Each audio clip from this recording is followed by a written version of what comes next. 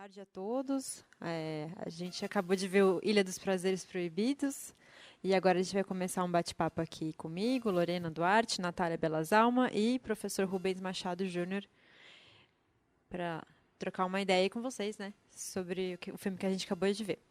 Então a Natália vai começar com umas palavras. Muito obrigada. Boa tarde.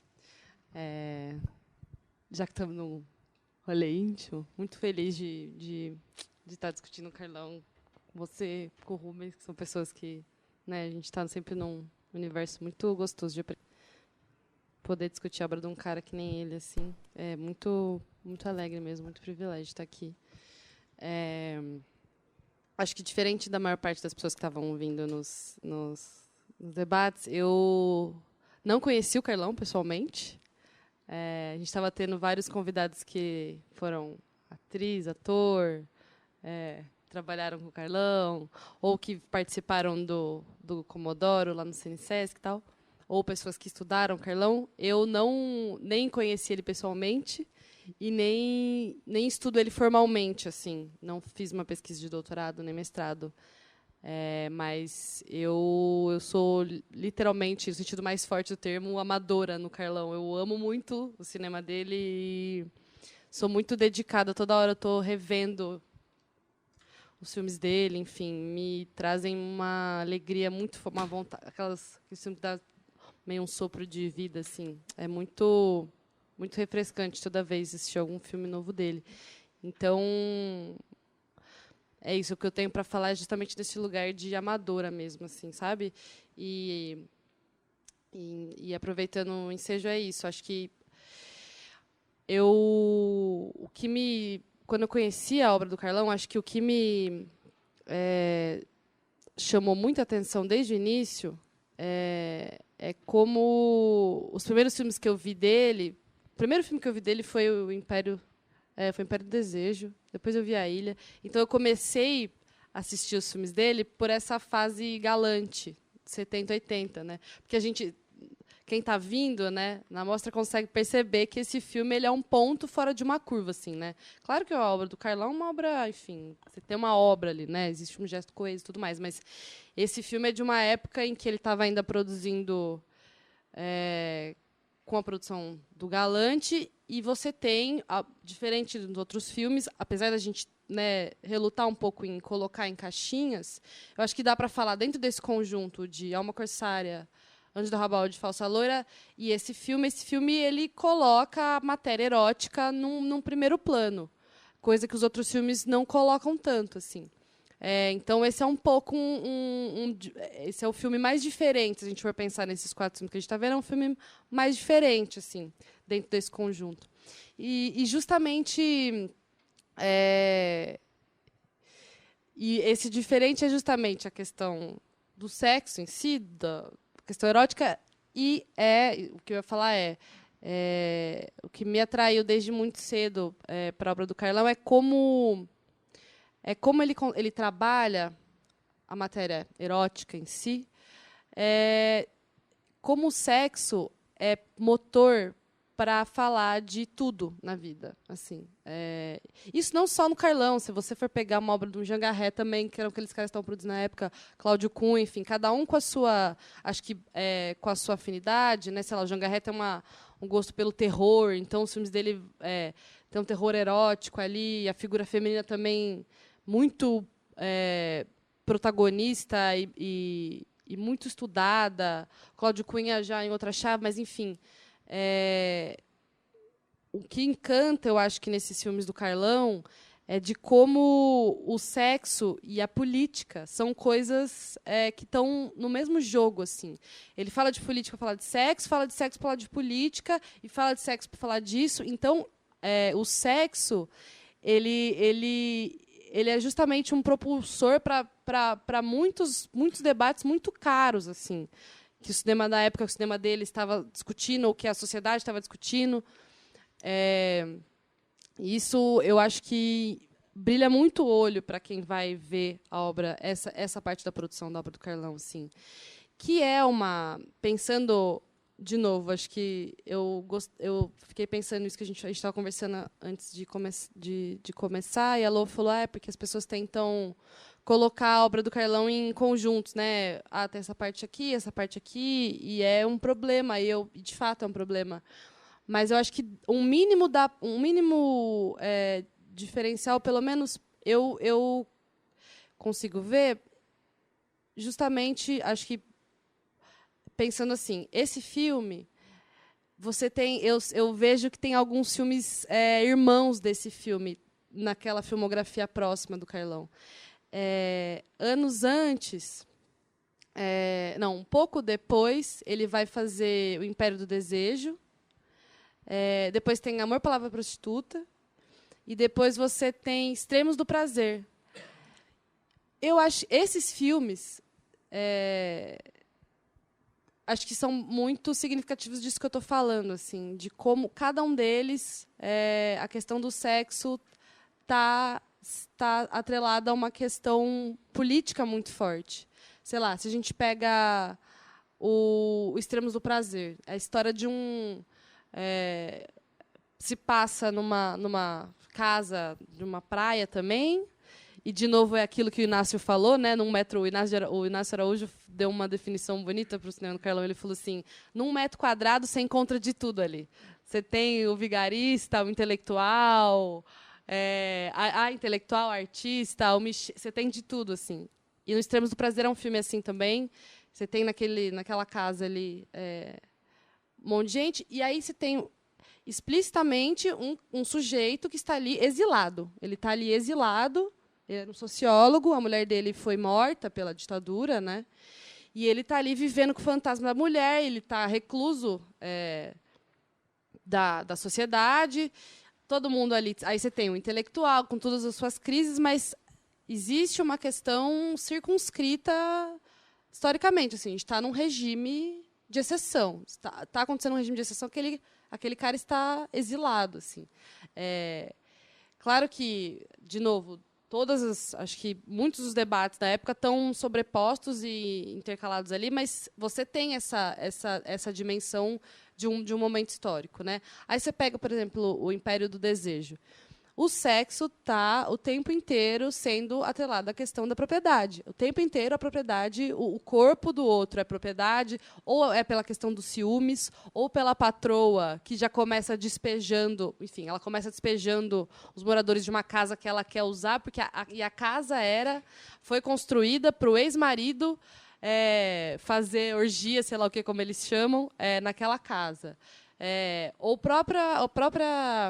o poder daquela patroa que chama dois hippies para serem caseiros, dois hippies que estão viajando, assim, que é o Roberto Miranda, que é esse cara de novo, para cuidar da casa, né?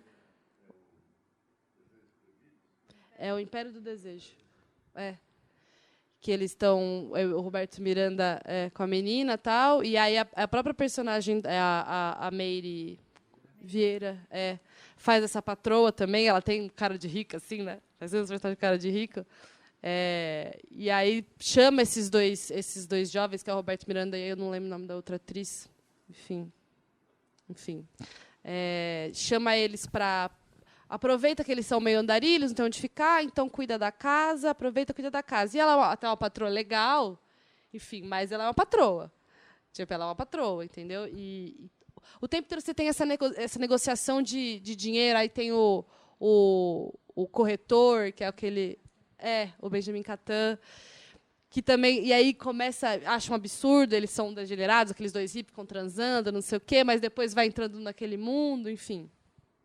E aí, nesse filme, acho que tem até tem uma brincadeira, a gente estava falando ontem, porque o Carlão não era marxista, anarquista, mas esse filme ele lida com categorias marxistas, assim. E no final, claro, ele faz uma zoeira, tem aquela menina que é uma chinesa que vem é uma moça que é da China, chega na ilha, tal. Eu acho que ela é da China, amiga. Eu acho que é. Mas, enfim. Tem o livro vermelho, entendeu? Enfim. Então tem uma zomba com o maoísmo, enfim. Tem isso. E nesse filme, na ilha, eu não sei, mas eu sinto que eu tenho uma questão muito ideológica, moral, assim, de como o sexo é veículo para falar óbvio, de questões morais e ideológicas, né? Tipo, se a gente pega o trajeto da Ana, ela é uma mulher, né, uma assassina, né, que vai com uma missão, ela vai com sua missão para a ilha, que é esse mundo que, muito bem dito, é o mundo dos degenerados e um absurdo, é o mundo avesso da sociedade onde ela vive, assim, né? E ela vai com uma missão e chega lá e se defronta com uma realidade que não é a que ela estava esperando. Que é existe um mundo, aparentemente, existe um mundo trivial, um mundo que as pessoas estão vivendo. E ela começa a se defrontar com as próprias questões dela e com a filosofia e como ela enxerga o mundo e tudo mais. E aí o doido né? A gente vê ela tentando, nesse tempo, tendo esse embate entre... Eu não entendo, mas, ao mesmo tempo, eu estou aqui querendo aproveitar, mas aí uma relação completamente ambígua consigo mesma, assim. E aí vem o sexo como gatilho para dar o gancho dramático, que aí ela, até então ela estava sem arma, não sei o quê, e estava com a sua missão de vingança rebaixada. E aí ela transa primeiro com o baleeiro e depois com o Roberto Miranda, e acontece o quê? Ela goza. Ela goza, e esse é o gatilho que faz com que ela definitivamente não queira, porque o quê? Ela não, é como se ela não pudesse, a missão dela precisa de uma racionalidade, de uma frieza, que aquele mundo de instinto que a ilha está colocando para ela não cabe na vida dela, não cabe aquilo. Quando ela transa com ela fala: você estragou tudo. Tipo, você não pode. Então, existe esse nível de como o final, né? Acho que o Carlão, tipo, se a gente fosse menos reprimido sexualmente, o mundo seria menos violento no final das contas. E não é necessariamente, ela não é exatamente uma reprimida sexual, porque ela tipo, o lance dela, ela não é correspondida. Tipo, ela tenta e aí não corresponde, e essa frustração gera um ódio que vira vingança. E aí, pensando, né, de uma figura, por exemplo, nos filmes que a gente viu ontem, você tinha uma masculinidade muito mais tóxica, muito mais violenta, assim. Nesse filme, não, sabe? Tem a cena quando eles estão entrando na ilha, que eles vão revistar os dois. A Ana é essa personagem mais retraída e fria, e quando a mulher vai fazer o exame nela, ela sente dor, assim, tipo, fica tudo bem. Ela é a viril, entendeu? Ela é a figura viril. E aí você tem, em paralelo, a cena fazendo o exame no Roberto Miranda, e aí o cara fala: fica tranquilo. Ele fala: tá bom.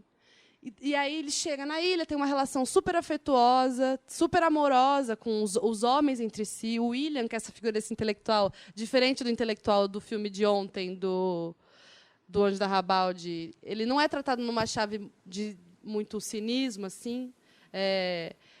Ele é um cara que tá, é um cara afetuoso, é um cara, o ego masculino não é tão tóxico, porque ele está rebaixado nesse filme aqui. Nossa. Claro. Até aproveito, porque ontem apareceu essa ideia de talvez o intelectual de ontem fosse um alter ego do Carlão, que era o Carmona, mas eu acho que é esse aí. É esse, total. E até por frases que ele diz, né? Do tipo: o importante é reler, que é muito o que o Carlão faz na obra toda, e nesse filme muito, a releitura de gênero, releitura das tradições, né? Não, releitura, a Ilha dos Prazeres Proibidos é a ilha da Mulher de Todos, do Sganzerla, né? Tipo... E até pelo que a esposa dele fala também, só para completar, ela fala: ele está tentando usar essas pornografias baratas para fazer ver o lúdico. Assim, ela descreve o procedimento, né, artístico do poeta, e que, na minha opinião, também é um pouco a chave de leitura do filme. Ela está usando esses X9, né, que eram aqueles quadrinhos pornográficos que circulavam muito na boca do lixo, e que aparece até o mandante do crime lendo aquele quadrinho pornográfico. Está usando esse tipo de material sujo para fazer poesia, né? Só fazer uma colocação que encaixa muito com isso que vocês estão falando. desculpa interromper, mas é que encaixa bastante. No Extremos do Prazer, eu trabalhei com ele, né? E tem aquela cena, se vocês reviram recentemente, vocês vão lembrar que é metalinguística, que o escritor pega o espelho, começa a falar sobre o processo artístico dele, e aí ele fala, mostrar o corpo para falar da alma. E já é a voz do Carlão que está dublando ele. E o espelho se volta e mostra o Carlão na câmera, que ele operava a câmera. Então, esse é realmente o procedimento artístico dele. Bom, eu sou Eduardo Aguilar e trabalhei em alguns filmes com o Carlão, fui assistente de direção, diretor-assistente no Alma Corsária, trabalhei em Anjos do Arrabalde, Extremos do Prazer e, mais recentemente, há 10 anos atrás, do Garotas do ABC. Não, demais. E aí a gente fica, depois de ter vindo, né, hoje eu fiquei meio tentando pensar. É um exercício que, sei lá, eu não gosto muito de fazer, de ficar, isso aqui é a cara de ser cineasta. Pô, o cara tem seu dado de criatividade, mas tem umas coisas que no Carlão, de fato, assim. E aí, quando a gente, não sei, são coisas que me chamam a atenção. Você vê um traveling circular na praia, não dá para não lembrar dos Cafajestes, sabe? E aí hoje também, a corrida do baleeiro, não sei se... A corrida do baleeiro com a Ana, e aí a Ana cai.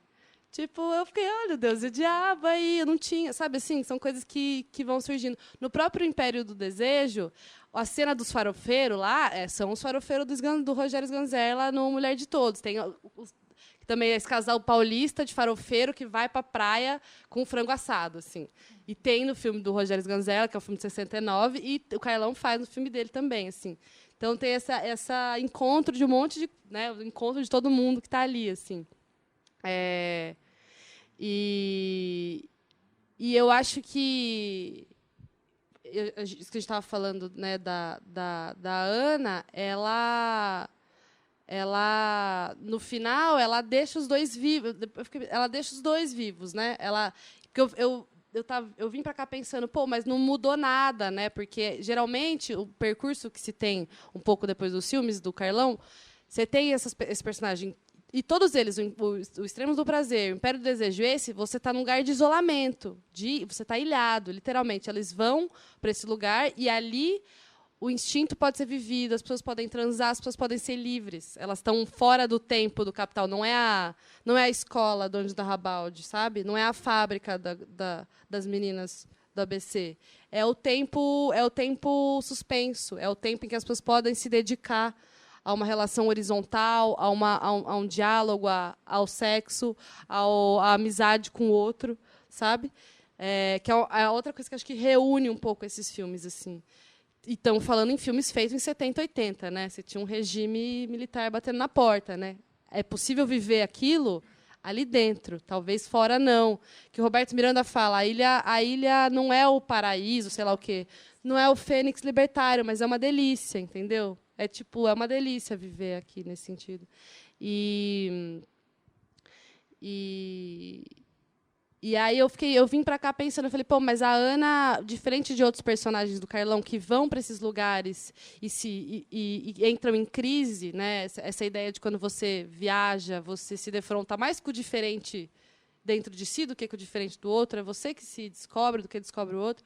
A Ana não muda. O personagem do Roberto Miranda entra em crise no Império do Desejo, não sei o que, mas eu falei, pô, mas a Ana, ela mata e volta. Mas daí eu falei, pô, não, ela deixa eles vivos.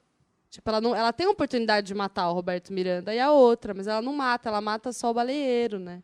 Então, né, romântica, alguma coisa ficou nela ali, sabe? Alguma coisa ficou nela para ela voltar àquele mundo. Mas isso também não isenta dela matar as duas meninas de cima. Tipo, de cima, eu sou superior.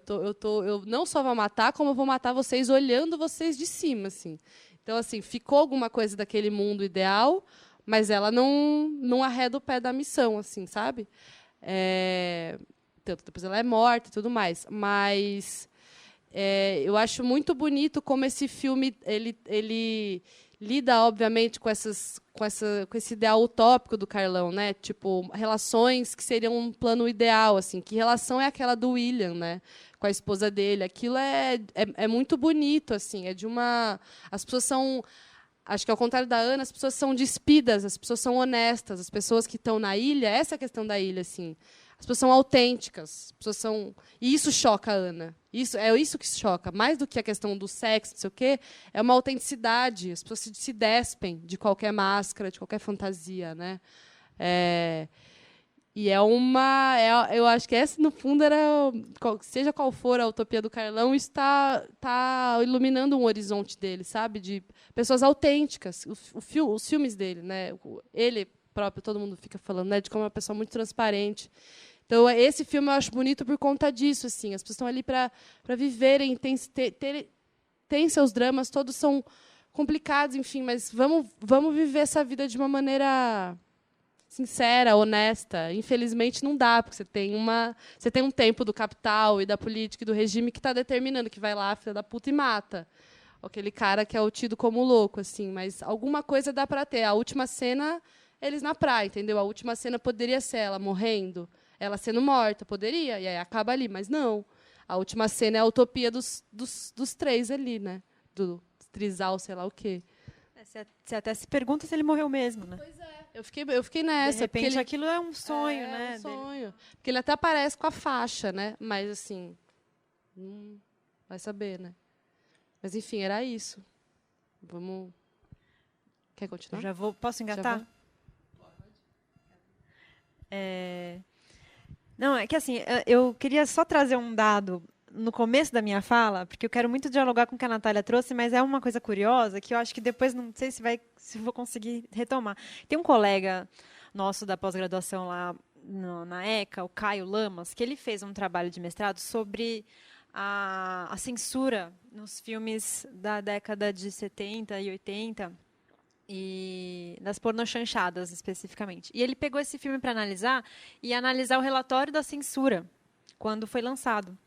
E é engraçado, porque ele viu que algumas das cenas que a gente viu que foram censuradas, mas o filme passou, assim, sem muita crise, assim.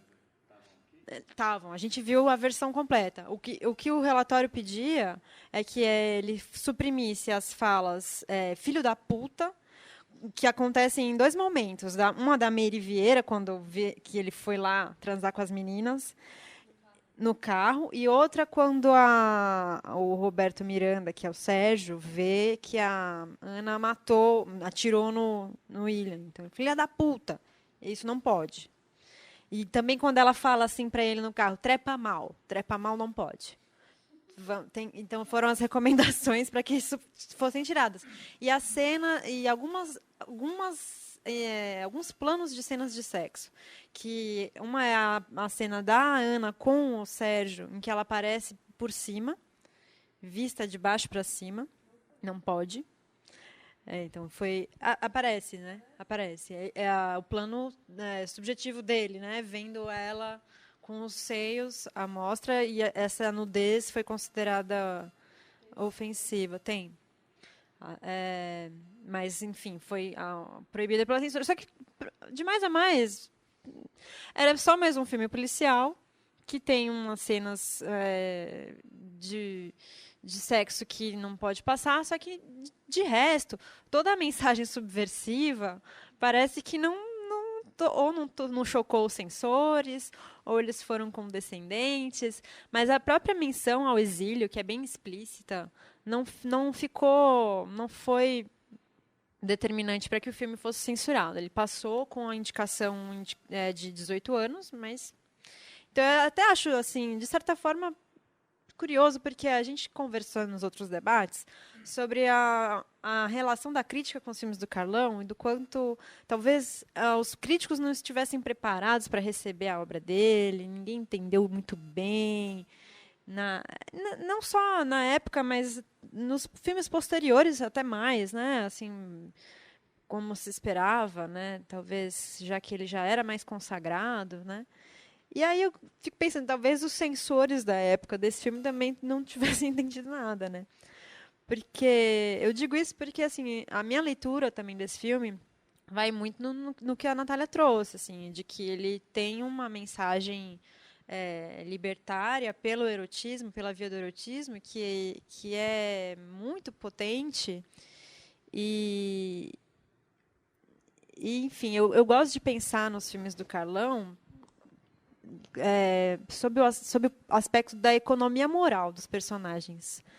Então, isso que a Natália fala, o sexo ele movimenta, né, a moral, ele balança com a moral das pessoas, né?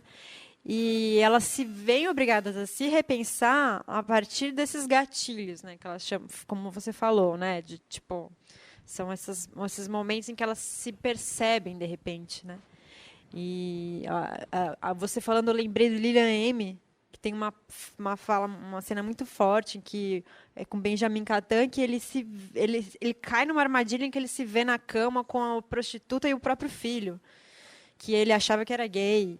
E aí aquilo é uma coisa tão, tão depravada que ele acorda e fala: "A minha moral! Onde está a minha moral?" Então, assim, aquilo para mim é tão assim, essa frase dele, acho que é muito o que o Carlão joga mesmo na cara dos recalcados, né? Do tipo assim, olha, você veio aqui para ver peitinhos, mas eu vou te dar outra coisa. Eu vou te dar o confronto com a sua própria moral, né? Então, acho que nisso ele é muito verdadeiro. E esse filme, eu acho que ele é emblemático assim, na obra dele, no sentido de que a utopia ela está presente sempre nos outros filmes, na obra como um todo, né? A fé na utopia. Só que, nesse caso, eu acho que ela se materializa. De uma maneira que a metáfora assim, da ilha é uma coisa muito mais radical. Você tem que cruzar uma fronteira. E é engraçado que assim, a fronteira, né, ela tem um mecanismo de fiscalização que, para você entrar no paraíso, a vigilância ela é tão agressiva quanto a vigilância do Estado, que é, né, assim, a inspiração dele não é à toa, né? E eu acho que nos outros filmes, os filmes que a gente, por exemplo, no Extremos do Prazer, que a Natália trouxe, as pessoas elas vão para uma casa que fica isolada do mundo real, né? Onde as morais se confrontam, e os desejos são colocados na mesa. E em outros filmes, isso talvez seja mais sutil, mas no Ilha, isso na ilha você sai do continente e chega na ilha, né? Eu penso nos filmes, nos últimos, né? Que, por exemplo, no Garotas do ABC, que tem o Clube Democrático, que é um baile onde as garotas vão para dançar. Isso também se repete no Falsa Loura, mais menos.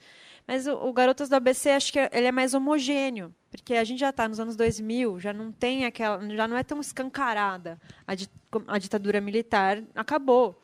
Mas as instituições continuam preservando os mecanismos de repressão. Então, a gente vê a crítica às instituições, ao Estado, né, na presença do policial, como ele é corrupto. A gente vê, enfim, diversas formas de opressão atuando no cotidiano. Então, aquilo está mais espalhado na vida diária das personagens. E o Clube Democrático é um espaço de lazer, que é onde as coisas podem acontecer. E eu penso nele como uma espécie de ilha. Então, eu acho que a ilha ela tem essa magia no nosso imaginário por ser portadora da utopia, talvez. E esse plano que aparece no filme, aparece mais de uma vez, as pessoas olhando de costas para o mar.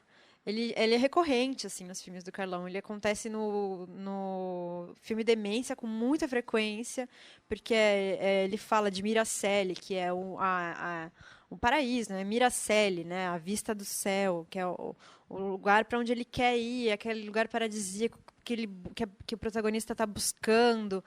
E aquela imagem acontece em 2 córregos também, essa imagem do mar, mas é meio difusa, então é meio que um inalcançável, né?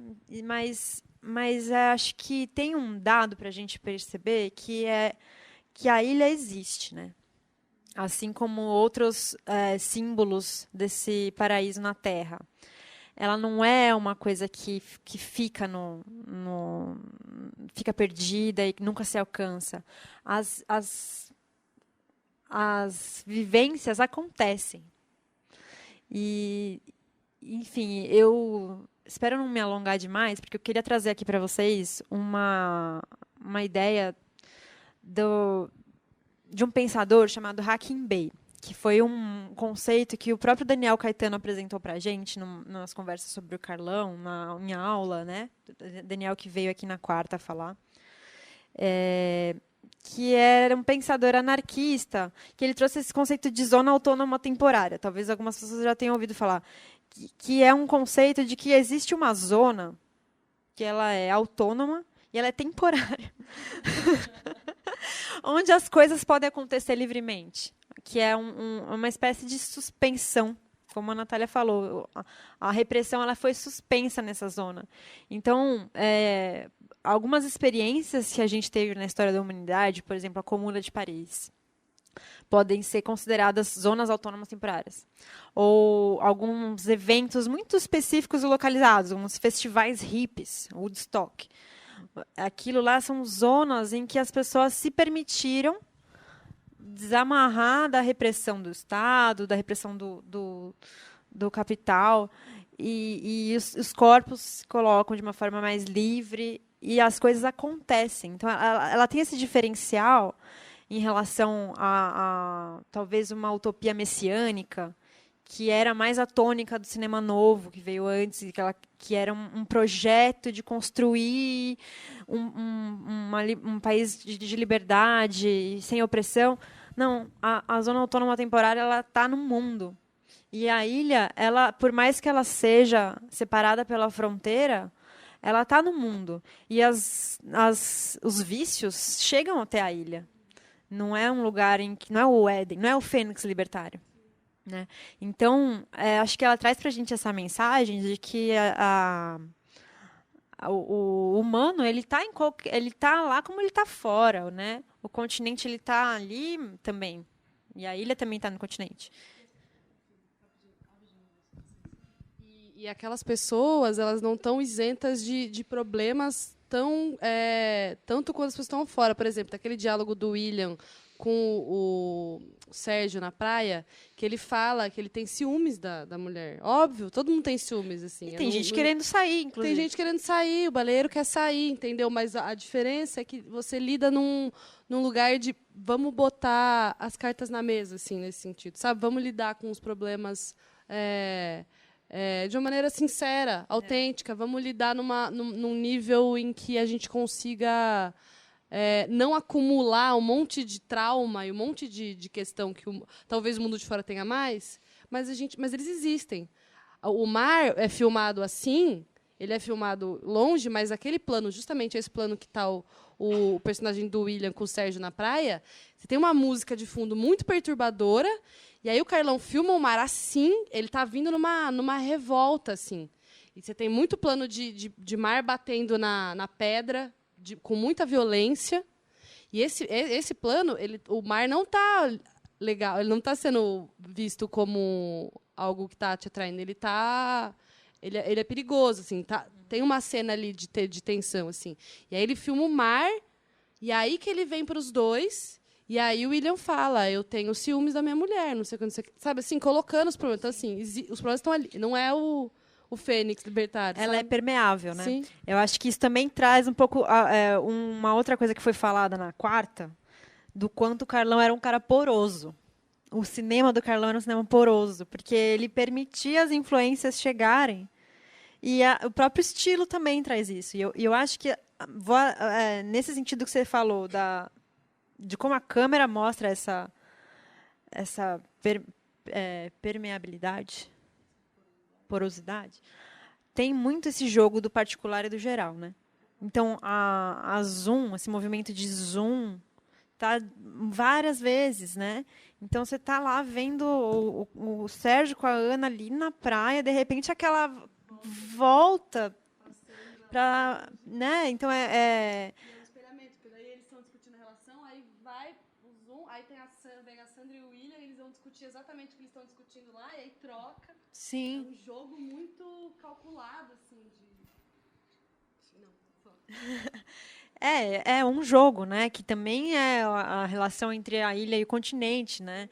E enfim, e acho que isso diz muito também sobre o encontro, que é o que marca muito o cinema do Carlão, o encontro entre o burlesco e o erudito, né, a boca do lixo e a música de bar, né, e perdi um pouco para onde eu ia, mas as zonas autônomas. E, enfim, eu acho que a Ilha ela é o filme que mais materializa essa questão da utopia e da possibilidade de algo acontecer aqui na Terra. Então, eu ia fazer uma observação de que esse conceito, né, de zona autônoma temporária, tem muita gente que usa para falar da internet, né? Que a internet talvez seja uma zona autônoma temporária. Isso é discutível, mas apesar de esse pensador ser muito controverso, né? Esse conceito ele foi usado muito nesses movimentos de Occupy que rolou há uns anos atrás, né? Occupy Wall Street, né? Vários movimentos de ocupação, mesmo essas que a gente viu recentemente nas escolas, né, dos movimentos secundaristas, são movimentos que são muito influenciados por essa bandeira anarquista de vamos fazer agora, vamos ocupar aqui e agora, e viver da maneira que a gente quer hoje. Não esperar que um projeto de sociedade nos leve a algum lugar. Talvez isso diga muito sobre uma certa desilusão, né, que acho que está muito presente também nessa geração do Carlão, mas, de certa forma, é a manutenção da utopia na vida, né, é no dia a dia que a gente vai ver. Enfim, se eu tiver outras coisas, acho que a gente pode abrir para conversa, né? Vou passar para o Rubens. Não, vamos abrir para a conversa. Eu queria também acrescentar algumas provocações, porque o que a gente está fazendo aqui são provocações, né? Ninguém aqui estudou o filme, analisou, quer dizer, a gente está um pouco improvisando em função do que... Quer dizer, no caso, elas já andaram fuçando alguma coisa sobre o Carlão e as reuniões que a gente teve, não só essas duas, né, de ontem e anteontem, como outras sobre o Carlão, já dão uma fortuna crítica, porque justamente nós trabalhamos com uma produção que é experimental, vamos dizer de modo geral, né? Se é que cabe essa generalização, que tem pouca fortuna crítica, né? Alguns têm bastante, mas são poucos filmes que têm bastante fortuna crítica, e a maior parte não tem, ao contrário dos filmes de mainstream, que entram em cartaz, e que esses têm uma fortuna crítica, decepcionante ou não, mas tem jornais escrevendo, tem, enfim, revistas e que acabam falando alguma coisa. Então, praticamente, esse filme em particular, eu conheço textos sobre Carlão, sobre filmes dele, etc., mas, em particular, esse filme eu não conheço nada, né? Eu mesmo vi pela primeira vez agora, né? Eu achava que era um dos filmes de praia que eu tinha visto do Carlão, porque eu vi praticamente todos, mas esse eu me surpreendi, falei, não é o que eu estava pensando, confundi o título. Mas a gente achou importante trazer um filme das pornochanchadas, ou desse período, né? Porque senão ia ficar um Carlão muito arbitrário, sem nada da boca propriamente, porque a gente já não pegou a primeira fase, que já era a boca, mais ligada ao marginal, Lilian M, anos 70. Então, pelo menos na beirada dos anos 70, tem esse filme aqui, 79, e que contrabalança um pouco com essa microesfera que a gente criou aqui da produção do Carlão. Então, a ideia de que a fortuna crítica, a gente, quando não tem, a gente pode também discutir em cima do que cada um viu no filme e pronto, não é? O que a gente vai fazer daqui a pouco. O que me chamou a atenção nesse filme foi o quanto ele se junta aos outros filmes, ou de praia, ou da boca do Carlão, dentro do gênero porno chanchada, ou dialogando muito com o gênero porno chanchada, né? Ele pode ser lançado, como deve ter sido, numa sala que estava sempre programando porno chanchadas, nos anos 70.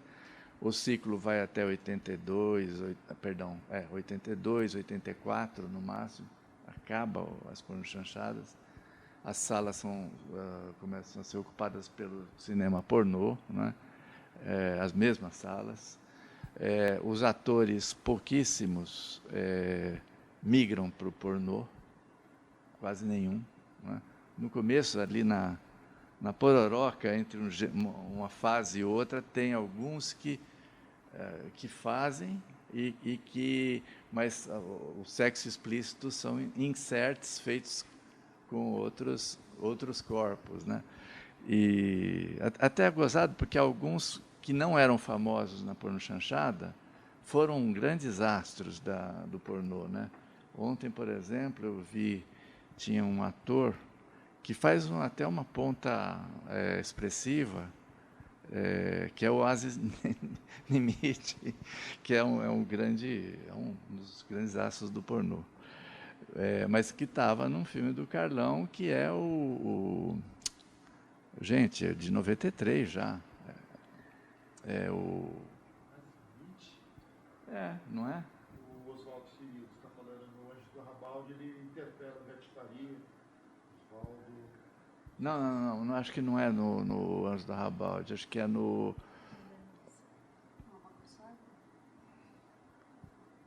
Hã? No Alma Corsária. No Alma Corsária tem uma aparição do Oasis lá. Não está lembrado? Bom, depois a gente tira essa limpo, não é importante. Mas, de todo modo, o que é feito de Oasis né? Parece que mora em Valinhos e está em outro ramo. Mas o que eu achei impressionante nesse filme é o quanto ele é uma chanchada poética, né? Como veio aqui na fala da Natália e também da Lorena, né? Ou meio poético, se você preferir, mas eu prefiro dizer poético mesmo, né? Uma chanchada poética. O uso da música é sublime às vezes, ou potencializa. Não, tem uma corrida na praia que ele bota o Bold as Love do Jimi Hendrix, aquilo ali é impressionante, né?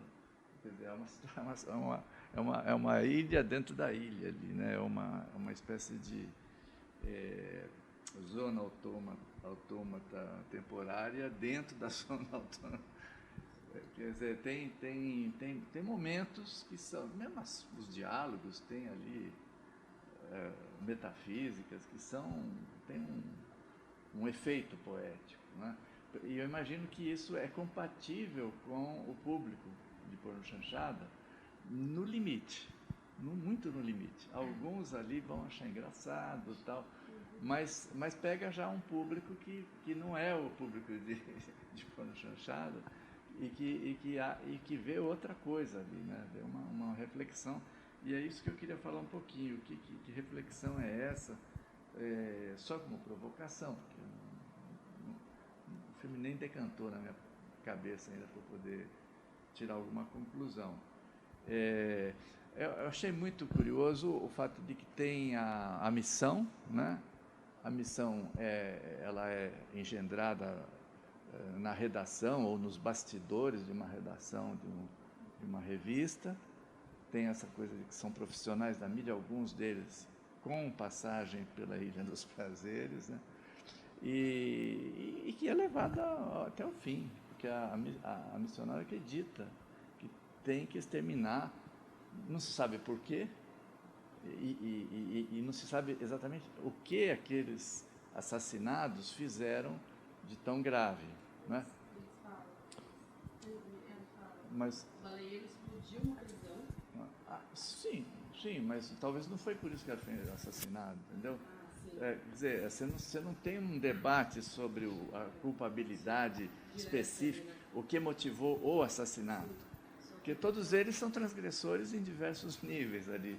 Mas então acho que tem um lado que é propositalmente vago numa simbologia que é vaga e que o grande público fica um pouco assim, não, eles são subversivos, eles são depravados, palavras que inclusive estão nos diálogos, né?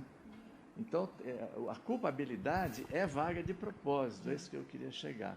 Tem um lado simbólico e a mídia, lá, as conversas que você tem na mídia, e também aquele cara que depois é o cara que é o mandante, que é de algum modo ligado, ou as pessoas conhecem, é uma mídia conservadora, porque você vê o diálogo lá, você vai lá, você só está maluco, você não vai voltar. Cuidado. Quer dizer, é perigoso, né? Então, tem uma mídia conservadora que está caricaturizada ali, né? E isso deu cócegas para pensar depois a ditadura, ou, quer dizer, a gente repensando a ditadura como uma ditadura militar, mas que também é civil-militar, e o ressurgimento de um autoritarismo hoje em dia, principalmente depois dos sucessivos golpes que a gente começa a ter, né? Eu tenho a impressão de que muita gente andou falando em golpe, mediático, né? Golpe mediático não é só um golpe jurídico, político, mas mediático, e leva a pensar um pouco nessa concepção que é uma brincadeira no filme do Carlão, mas que tá aí, né? Tem uma mídia conservadora que manda matar e que é simbólica, vagamente simbólica. Eu achei isso muito curioso, né? Esse caráter dentro uma simbologia muito tosca, que é propositalmente tosca do filme, né? Ele não quer especificar nada.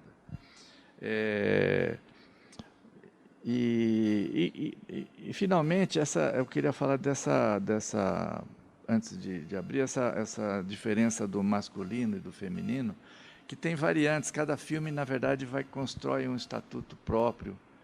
E a gente discutiu isso nos 2 dias anteriores, porque é uma coisa que o próprio Carlão aceita, faz parte do diálogo do Carlão com a crítica. Ele falou isso em várias entrevistas, que um crítico carioca, João Carlos Rodrigues, exatamente, escreveu um texto que, se não me engano, é um texto num catálogo, uma das poucas mostras que se fizeram sobre o Carlão. E ele escreve que o Carlão alterna filmes masculinos com filmes femininos, em que não se sabe exatamente se são pontos de vista masculinos e femininos ou se são temáticas masculinas e femininas, mas eu desconfio que as duas coisas estão implicadas, né? E ele é capaz de assumir pontos de vista em temáticas, independendo de se predomina uma temática masculina ou não.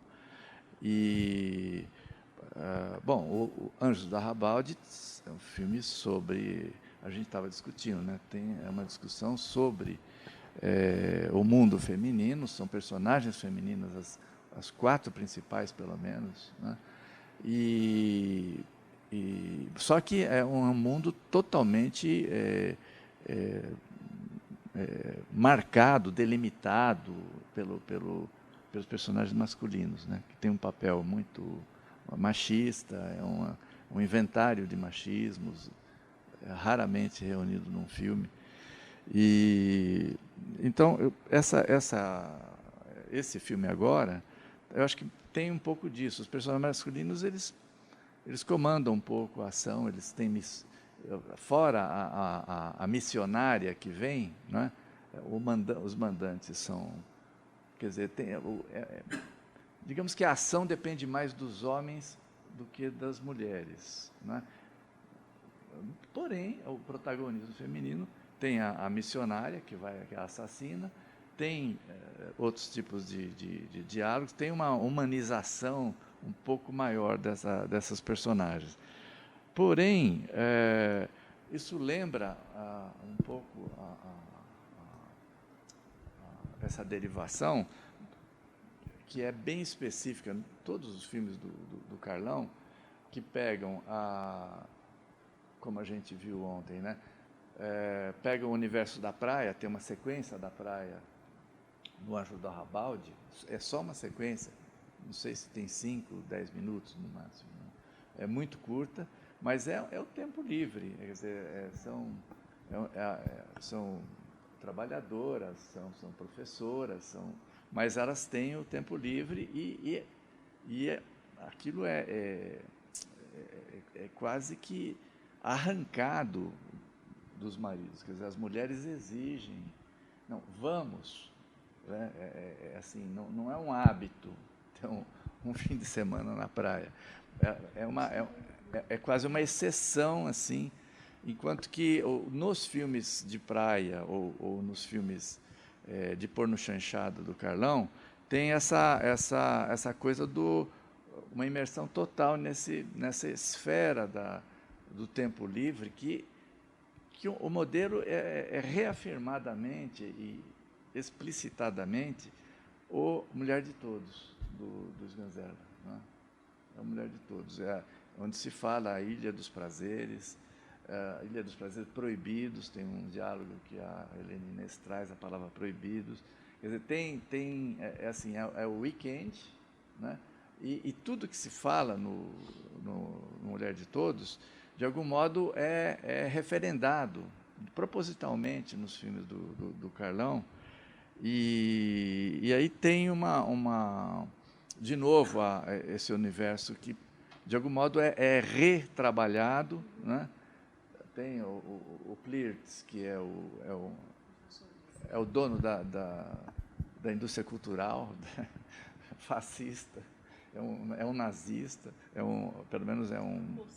Hã? É um boçal. É um boçal, antes de tudo, mas é um fã, né? É um fã tem essa coisa meio vintage, né? De ter um uniforme do nazista e tal. Então, continua um pouco esse debate no universo do tempo livre, do lazer, ou enfim, da sexualidade, né? Então, isso acho que são lembranças, porque o que eu queria trazer é que tem uma coisa que me intriga muito, é que a fortuna crítica sobre o Carlão, foi falado aqui, foi lembrado aqui, a gente estivemos discutindo isso também, ontem e antes de ontem, ela não compreende o Carlão, boa parte da crítica, né? Até recentemente, né? Eu diria que é a boa crítica que não compreende. Quer dizer, falta uma recepção crítica, falta um ensaísmo, falta uma compreensão, um lugar para o Carlão no cinema brasileiro ainda. Acho que é uma tarefa. E não é do Carlão só, acho que é do Candeias, acho que de muitos cineastas, mesmo a Mujica. Eu não conheço grandes ensaios. A maior parte digamos, dos realizadores brasileiros experimentais, cult, inclusive, né, tirando Glauber, tirando Bressani e Sganzerla, não tem uma filmografia à altura da idolatria ou do reconhecimento dos cinéfilos, né? Alguns críticos jovens ficam chateados quando eu falo isso, porque eles andaram escrevendo sobre, e tem críticas e tal, mas fora da época do lançamento, quer dizer, é uma recepção crítica que já é de pesquisadores que vão revisitar, não são contemporâneos dessa filmografia, né? E que estão começando a pesquisar e fazer uma espécie de interpretação, tentando achar por que esses filmes são tão interessantes, né? Por que eles são únicos, são formidáveis e você não sabe explicar ainda o porquê, né? Uma das intuições que eu tenho é que o Carlão fala de um Brasil que se modernizou muito mal, né? De certo modo, ele está falando de paulistas, né? Ou de brasileiros que se modernizaram mal, porque eu acho que o Brasil é um pouco paulista a cada década que passa, né? Cada vez mais paulista está se tornando o país, nesse sentido de ter um convívio problemático com a modernização, porque ela não é cívica, ela não é, parece que não, a civilidade não acompanhou essa modernização, ela é selvagem, né? Então tem muitas facetas. Eu acho que o Carlão, quando ele contempla essa disparidade entre os personagens, parece que cada um é uma entidade vinda de um universo diferente, mas estão ali naqueles poucos metros quadrados, convivendo, cada um no seu estilo, cada um parece ter uma outra, vem de um lugar muito diferente, é um exotismo intrínseco entre os estilos de atuação, às vezes até o vocabulário. Isso mais em uns filmes, menos em outros. Acho que o filme das professoras tem certos padrões ali que perpassam os conjuntos grandes de personagens, né? Não é cada um é uma entidade única, assim. Mas isso, de algum modo, sempre se reapresenta. E isso, de certo modo, é um pouco essa sociabilidade desencontrada, na falta de melhor expressão. Uma sociabilidade desencontrada que ele configura na mise-en-scène dele. Tem uma sociabilidade desencontrada, né?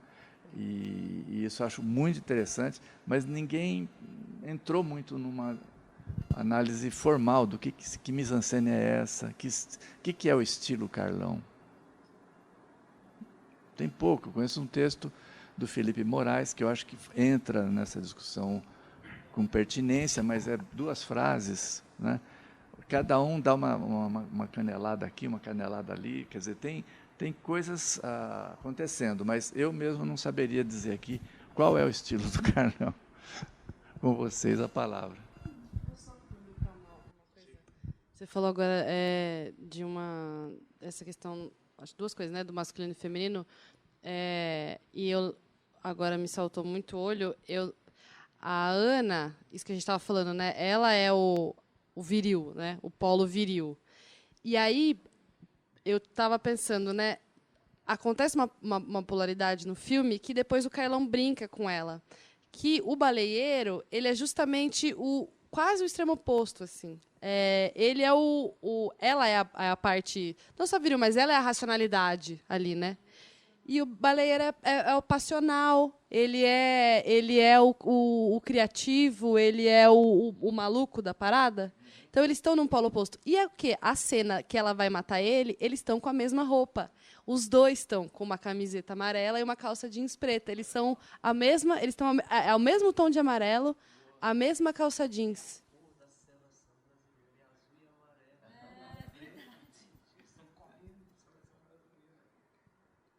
Total. Pois é. E eles estão com a mesma roupa. Boa tarde, boa noite. José Pessoa. Achei muito interessante vários pontos que vocês chamaram a atenção sobre a questão da utopia, sobre a questão da moral, né, que você chamou a atenção nos filmes, e que você chamou agora a atenção, Rubens, para qual é de fato o mote dele, como é que a gente consegue interpretar. E aí eu queria trazer 3 cenas que elas reaparecem no filme e que marcam bastante isso que vocês estão falando, esse tangenciamento. Quando eles vão para a ilha, primeiro tem um exame que vocês chamaram a atenção, que ela pergunta, mas por que tem que pôr a gente para fazer, né, nessa situação? Ou seja, para entrar na ilha tem que estar com o corpo limpo, do ponto de vista de se disponibilizar para questões do corpo para além do sexo, né?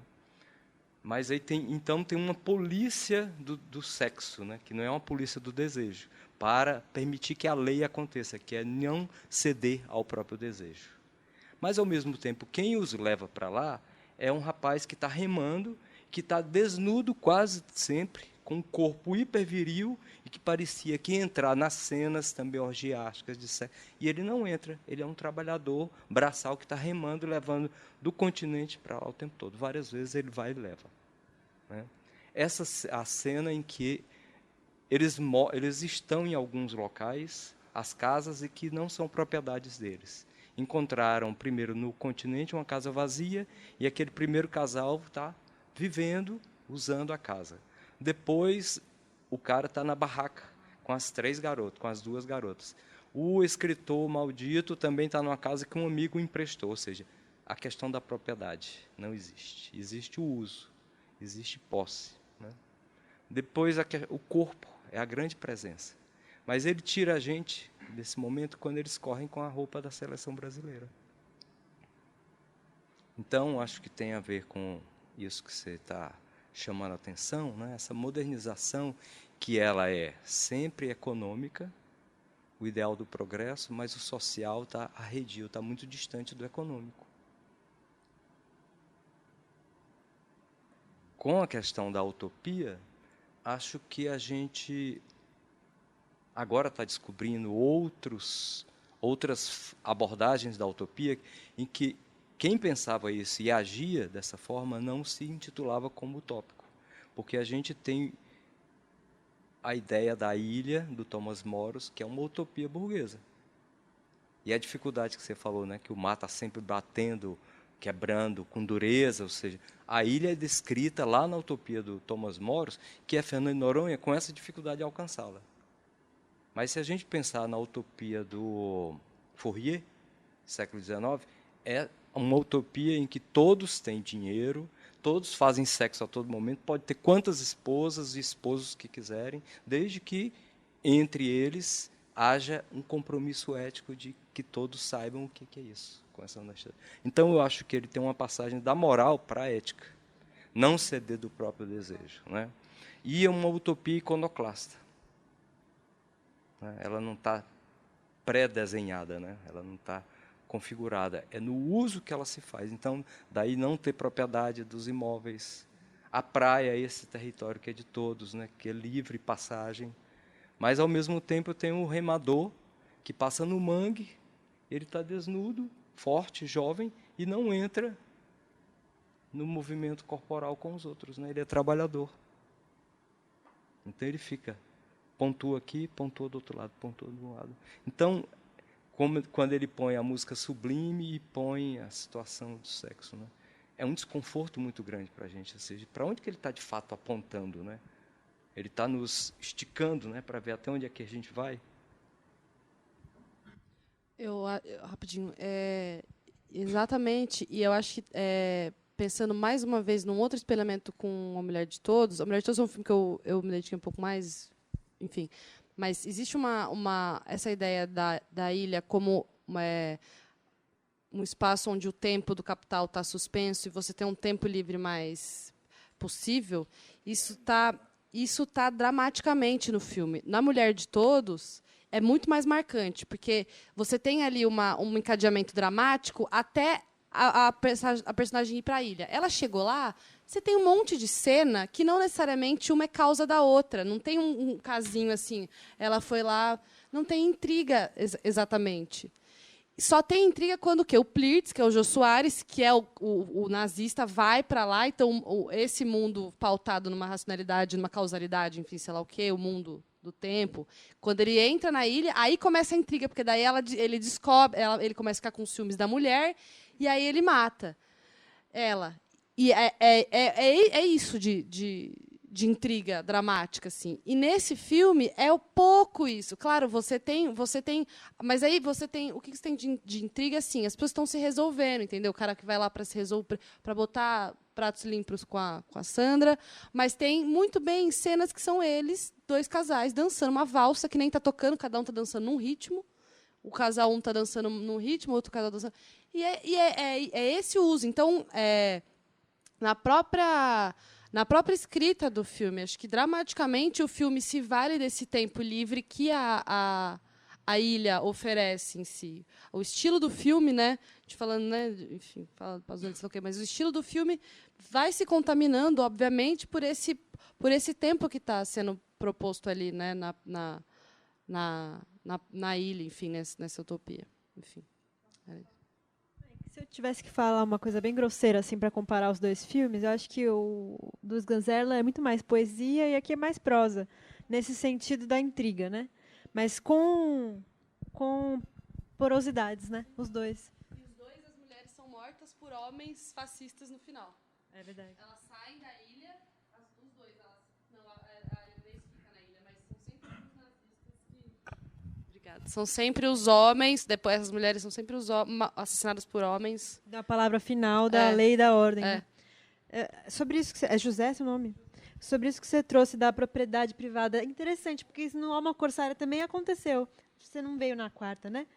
Mas, enfim, lembrei, porque está fresco na cabeça, né? Que o Roberto Miranda, que aqui é o Sérgio, no Alma Corsária, é um cinquentão já bem de vida, gay, bem resolvido, que tem um apartamento que ele aluga e não quer devolver.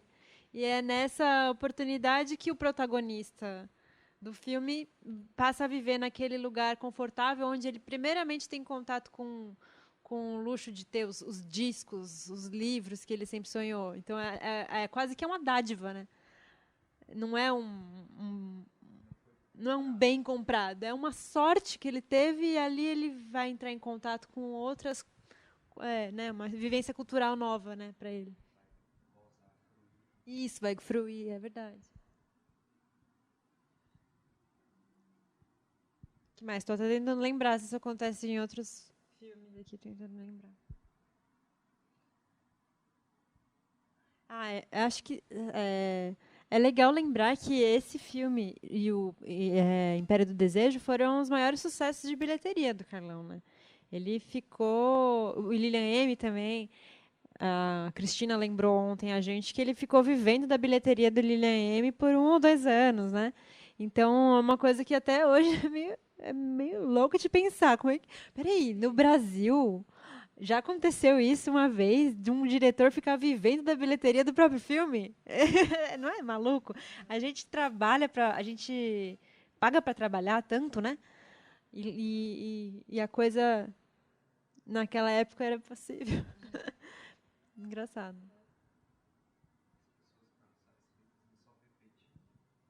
Se elas ficavam satisfeitas em só ver peitinho. As cenas sexuais atraíam o público. Elas atraíam, mas a cena sexual não é tão apimentada quanto, de fato, atrairia. Imagina. Isso me chamou a atenção também.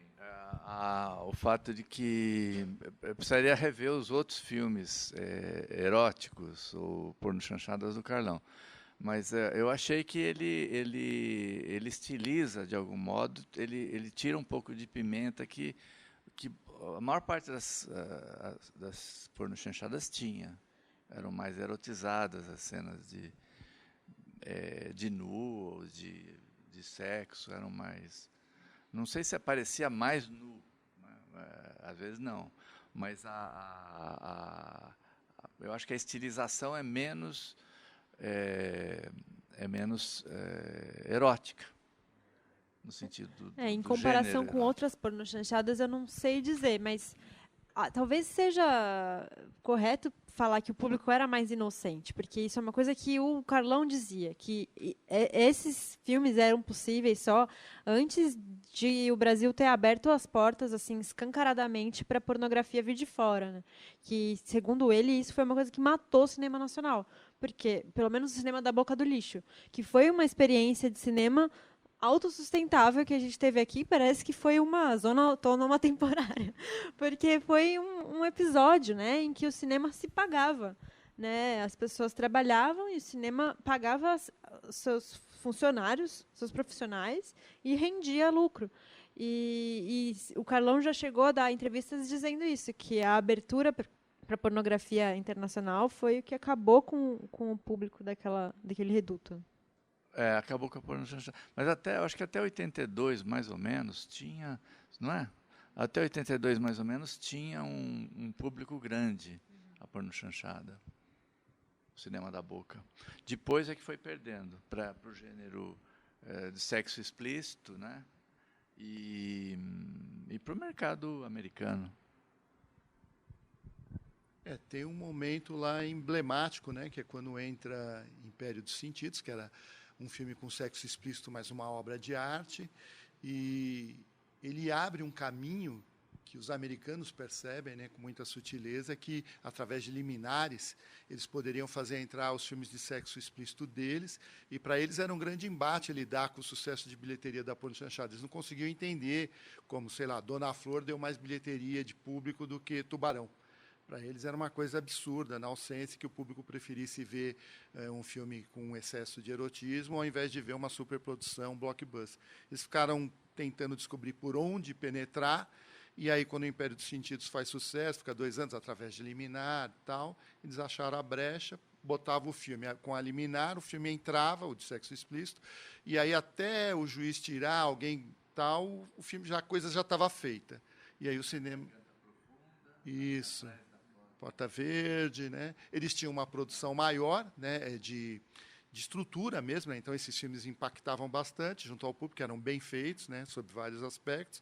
O brasileiro começou a fazer, o pessoal da pornochanchada começou a fazer, cai naquilo que você falou, muitos atores se afastaram, técnicos. Eu que estava começando naquele momento no sistema da Boca do Lixo, Extremos do Prazer, foi feito nessa estrutura, né, da Boca do Lixo, e aí isso vai sendo quebrado. Para minha sorte, teve Anjos do Arrabal, de outros filmes, né, e eu consegui trilhar meu caminho, mas muitos outros técnicos ficaram pelo caminho, porque não conseguiram se localizar nessa estrutura do sexo explícito. Então, o que o pessoal da pornochanchada foi para o explícito morreu rapidinho. O Calão tinha uma teoria que ele defendia muito, que era que o americano sabia que aonde entrava o filme de sexo explícito virava cinema de gueto. Virava aquele cinema, enfim, que começava a ter prostituição dentro do cinema, até tráfico, e aí afastava o público. E a pornochanchada, pode parecer absurdo falar isso hoje, mas ela levava, inclusive, família para ver os filmes de pornochanchada, que aí, obviamente, não iam entrar no cinema, que estava rolando até prostituição e tudo mais. Então, foi muito estratégico dos americanos. Eles liquidaram com o sistema de produção nosso, que era da pornochanchada, e também com cinemas que exibiam, que viam lucro na pornochanchada. Esses cinemas foram morrendo, as salas, né? E aí deu no que deu.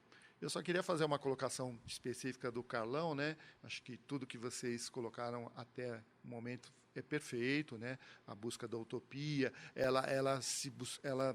o caminho para concretizá-la, para não ficar só, então, essa zona temporária que você bem colocou, Lorena, né? Os filmes femininos, eu me coloco dentre esses que vê dessa forma, né, pela convivência que eu tive com ele. Acho que isso era algo muito latente, filme masculino, filme feminino, se alternavam de maneira geral, né? E eu acho que o Carlão tinha uma questão que era subverter, tanto na produção. Então, a produção era barata. Eu fico revendo esse filme e falo, gente, é impressionante a criatividade dele, né? Ele tinha um mantra também que ele dizia assim, fazer da falta de condições material de criação. E você vê um filme desses, está lá o tempo inteiro. Você vê que, às vezes, não tem nada, né? Como ele cria a ideia de fronteira, com muito pouco, a gente acredita piamente na ideia da ilha, do continente, daquele lugar distante, eu fico vendo Iguape lá, que ele adorava tanto, e a gente foi filmar lá, falando, gente, ele dá a sensação de que é um outro lugar, né? De que está fora da zona do continente, um lugar, enfim, que está flanando, né? Fora disso. E a subversão de pegar a pornochanchada, mostrar o corpo a falar da alma. Quer dizer, eram 2 subversões. Na produção, fazer com pouco, de forma criativa, e tentar chegar num público maior, que foi o caso desse. Eu acho que esse daria um belo ensaio, se alguém for atrás, tentar descobrir como isso dialogava com o público. Foi um dos maiores sucessos dele, inclusive não só no Brasil, na América Latina, né? A ilha ela encontrou público na América Latina inteira, fez sucesso na Argentina, no Chile, coisa e tal. Então, tentar entender que momento era esse que o público via um filme desses e... na América Latina. Né? Na América Latina toda, parece que ele, contando o Brasil, bateu em 5 milhões de público. Né? Algo que hoje a gente fala, né? Qualquer um que fizer 5 milhões de público vai sair festejando aí, né? Então, naquela época, fazer um público desse era impressionante. No Brasil, parece que foram 3 milhões. Mas ele dialogou com a América Latina, talvez a questão política, né, que todos viviam, essa coisa. Né, ele dialogou de alguma forma. Bom, vou devolver aí para você. Eu acho que é um filme que, misteriosamente, ele tá dentro do padrão do gênero. Ele agradaria qualquer espectador da pornochanchada, pelo que tem de um pouco exótico nos diálogos, estrambótico até, mas os outros filmes da pornochanchada também eram, só que sem maior criatividade, eram padrõezões, né? Engraçado, você falou do gênero, eu achei que você ia falar policial, porque, de certa forma, ele traz o cânone, né? Pelo policial, pela aventura, Tem isso também. e também o western, né? De alguma forma, você vê na trilha musical, quando eles chegam na ilha e tem aquela sonoridade meio flauta, meio indígena, uma coisa um pouco exótica, que não sei, pelo tom de aventura, eu acho que traz os cânones, e talvez isso também seja uma chave para pensar no Mas sucesso. na minha interpretação, são ingredientes, porque o gênero mesmo é pornochanchada. Não sei se vocês concordam.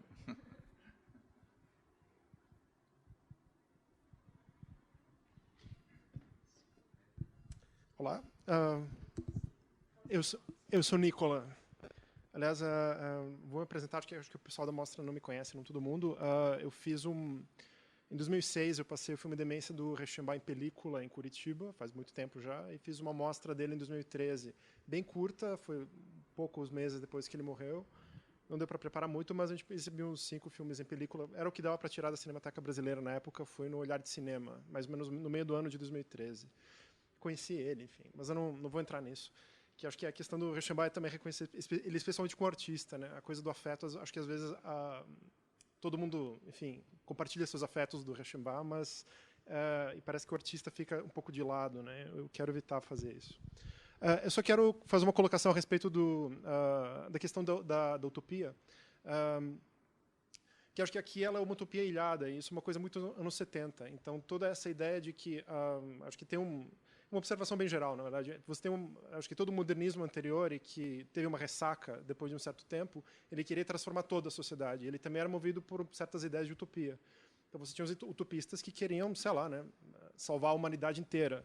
E nos anos 60, 70, isso você vê da música pop, arquitetura, enfim, na cultura de maneira geral, a ideia de uma transformação da sociedade, ela fica meio impossível, a sociedade inteira fica mais rachada, e a ideia de uma vida alternativa, ela se concretiza em um espaço que é apartado do total da sociedade. Então você não tem a coisa da ilha, é exatamente esse o ponto. Ela existe, mas ela existe como algo à parte. Então tem esse paradoxo de que é algo que vai existir no mundo presente, mas ao mesmo tempo está à parte.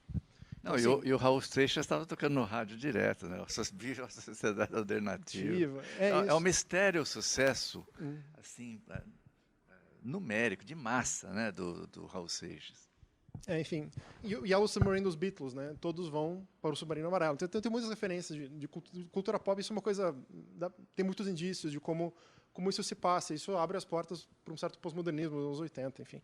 Mas essa é uma observaçãozinha. E eu acho que existe um outro ponto que eu queria acrescentar. Na verdade, estou falando menos do filme, mais do que vocês colocaram.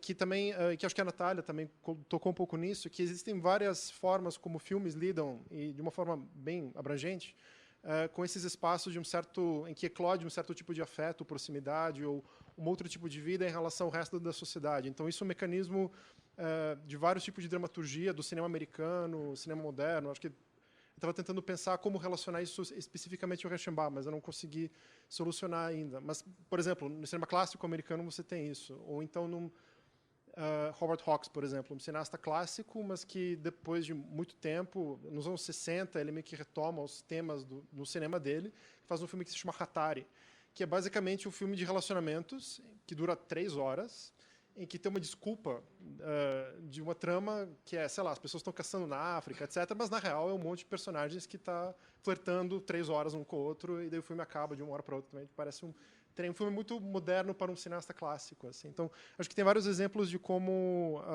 enfim, a relação do clube democrático, enfim, acho que a coisa do Hawks, por exemplo, esse isolamento, ele vai, enfim, tem... Eu não vou entrar muito nisso, porque senão não paro. Mas, enfim, existem dos westerns dele, que também eles sempre partem de uma premissa de um certo isolamento. Então, do paraíso infernal, onde começa o inferno, ou seja, o isolamento dos personagens possibilita a amizade entre eles. Então, o que esse espaço de isolamento faz ou deixa de fazer, se ele é ou não é uma metáfora da sociedade, ou como ele se relaciona com aquilo que está fora, é uma coisa que, por exemplo, no Hawks, que seria um autor americano, digamos assim, é muito forte. E ela desemboca em vários lugares, né? Ela desemboca no Carpenter, que daí desemboca, sei lá, no Bacurau, desemboca também no Clint Eastwood, que também utiliza esse tipo de coisa. Então, assim, tem todo um leque de... e eu acho esses espaços fascinantes, né? Ou seja, esse tempo suspenso, que é um lugar à parte, às vezes nem sempre à parte, mas a ideia de que tem um lugar à parte em que certo tipo de dramaturgia pode acontecer, certo tipo de relacionamento entre os personagens pode emergir graças a esse isolamento. Às vezes isso parece que é algo à parte da sociedade, às vezes não, enfim.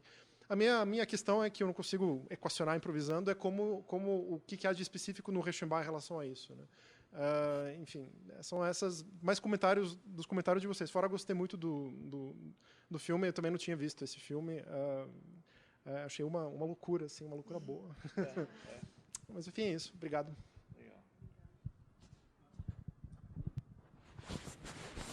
Não, uma sequência que tem do Roberto Miranda e a mulher, acho que é Lúcia, né? A mulher do William,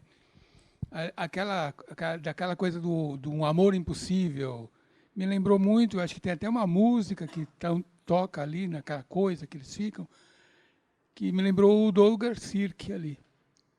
Aquelas coisas que tem dos filmes dele, aquele dramalhão, né?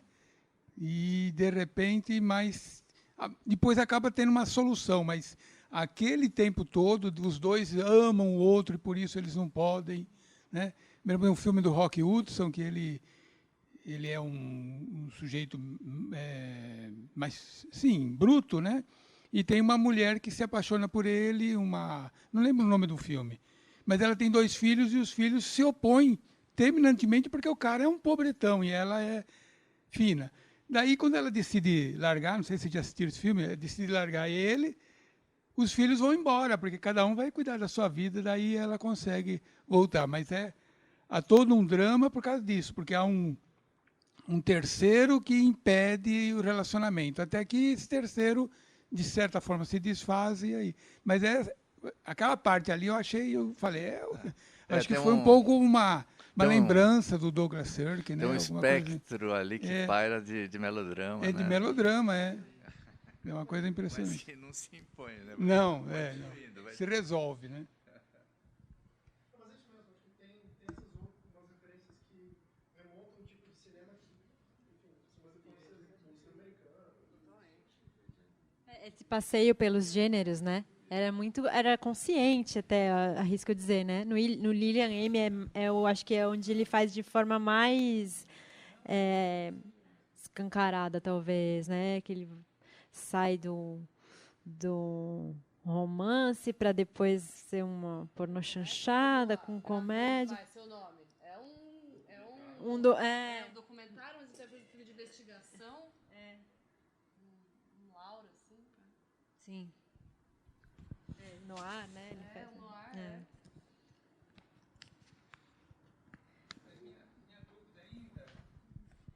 Vocês falam o tempo todo aí, mas minha dúvida ainda é ser categorizado como pornochanchada. Porque, assim, só um breve, né, retomada. 79, né, que é do filme, a época eu dava aula no ABC, mas eu morava em São Paulo.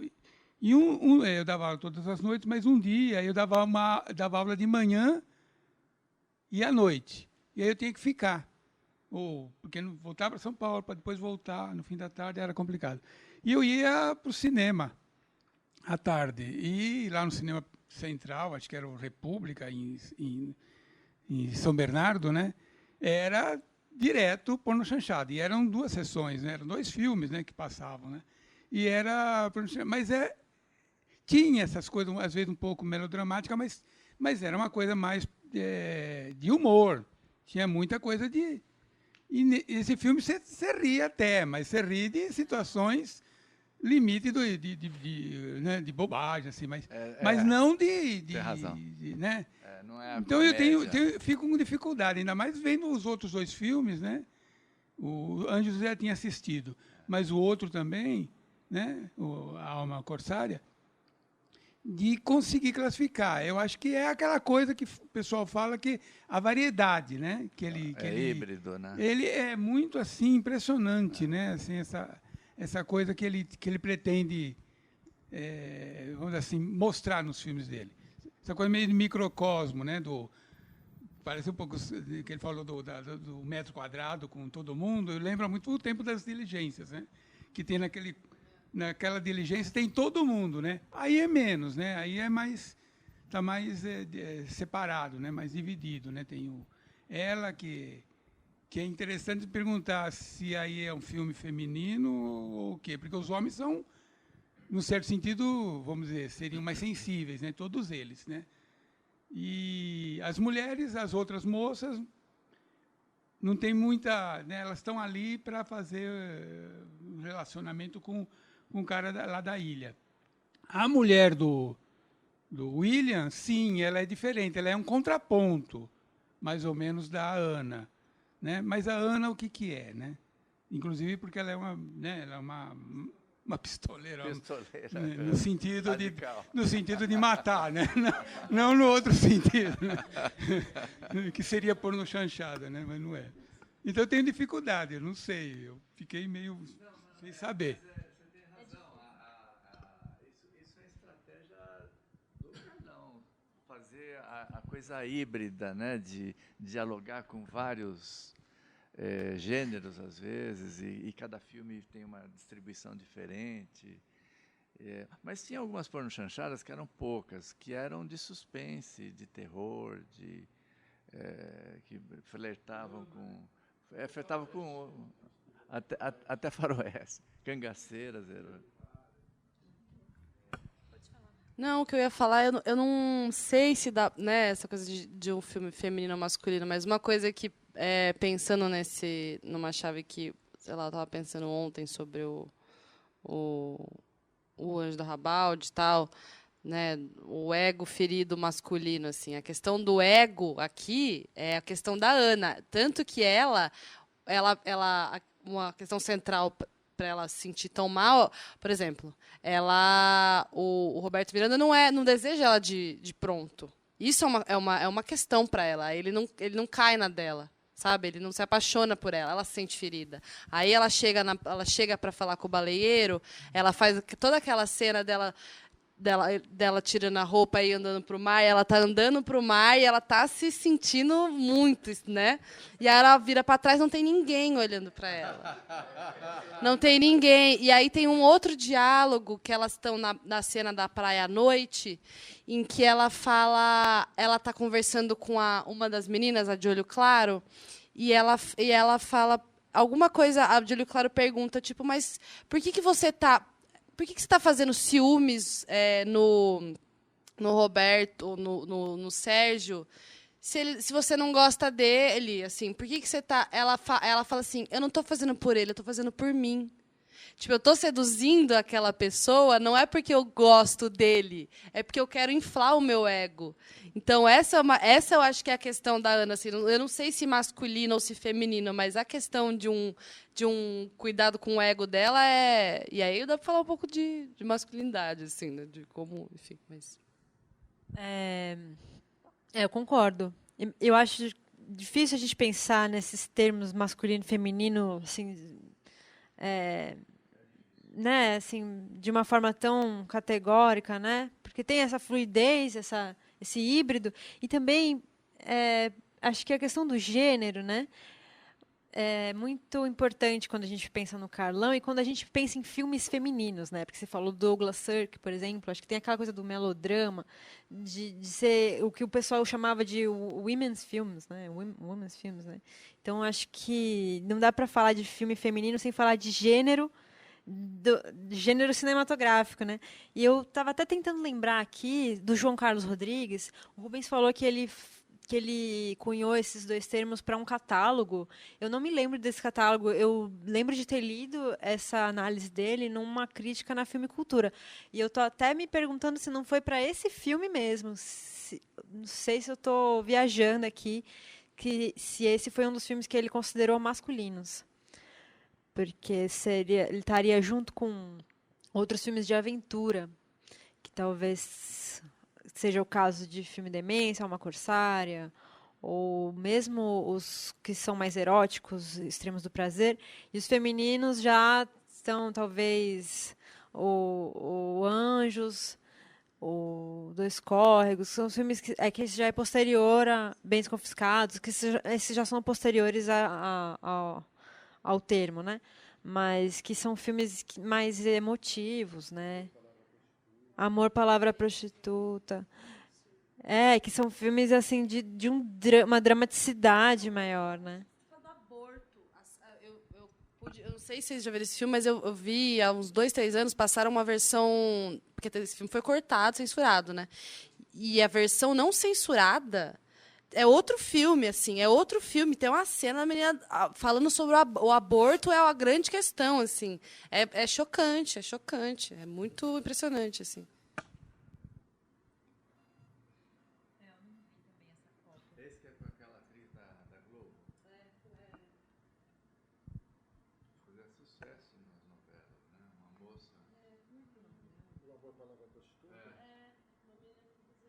Será? Porque tinha a Vamar Tandei, a Patrícia Scalf, que era a mulher principal, que tinha o caso com o poeta, está sempre nos filmes dele, Orlando Favorini. Pegam a menina E cuidam. cuidam da menina. Cuidam dela. Tem uma cena dele cuidando no banho, fazendo curativo, que a censura magoou muito o canal, ficou muito triste.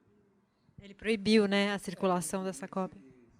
Não, porque é outro filme. Se você corta essa cena, se você corta a cena da menina sangrando na cama depois de fazer o aborto, é outro filme. Tem outro filme. Eu também não vi. Eu ia fazer um comentário que a Natália fez por mim no começo da conversa, de que eu sou também dessa geração que não conheceu o Carlão, né? Como o nosso amigo... É Nicolas seu nome? Quando você falou, assim, as pessoas, quando a gente conversa, sempre trazem lembranças do convívio, porque acho que devia ser uma pessoa muito magnética, né? Todo mundo queria estar perto e todos os convidados da mostra foram muito afetuosos na reação quando a gente conversou, falou, não, o Carlão, é claro, quero muito estar presente. E eu sinto um pouco assim essa saudade do que eu não vivi, né? Porque não estava, não era nova, entrei em contato com o cinema dele depois dele já ter morrido. E, né, assim como a Natália, e ontem também o Giovanni, que esteve na mesa, falou também que chegou meio tarde para a festa, né? Mas eu acho que se existe algo de bom nisso, é a gente pensar que a gente está responsável pela longevidade da obra, né? Porque, a gente não teve contato com a pessoa dele e ainda assim estamos aqui interessados na obra, né? E por mais que seja difícil de dissociar a obra da pessoa, porque a gente acaba caindo nessa conversa sobre o que ele falava e o que ele dizia, com quem que ele estava. Então, é difícil, mas a gente está aqui estudando de uma perspectiva profissional, né? Assim, sem ter tido um laço pessoal, né? É bom isso. Eu considero que vocês estão emancipadas em relação a nós que temos esse peso, né? Isso compromete a gente, na verdade. Compromete no mau sentido. Que a gente não tem uma visão isenta dos filmes, no sentido de poder criticar, porque a gente tem uma empatia meio lateral também, que acaba computando, acaba entrando de algum modo. Talvez uma tolerância maior, porque o Carlão, é bom que se diga com todas as letras, muita gente, que eu não vou falar o nome, que é crítico reputado e que é ensaísta, não dá para levar a sério. Não entram, não dialogam com o cinema dele. Né? Então, é uma coisa... E mesmo, às vezes, convivendo com ele. Né? Então tem uma coisa aí que é uma dificuldade da obra, e o convívio com ele ganha a adesão, ganha, muita gente passa a se interessar também, ou se interessar mais, né? E merece falar disso também, porque o ambiente cinematográfico é selvagem, né? A competição, assim, o estereótipo do produtor, e do diretor e dos profissionais tem uma coisa que é um pouco, sei lá, como é que é? Tirando os rex, né? Tem o Jorge Fernando mesmo, que é essa figura que faz um personagem encantador no Alma Corsária. Ele é E conhecido. ele é uma pessoa encantadora quando ele faz papel de ator, os personagens dele são ótimos. Mas dizem que quem trabalha com ele que o cara é um inferno, um cafajeste brutal, assim, no trato com as pessoas.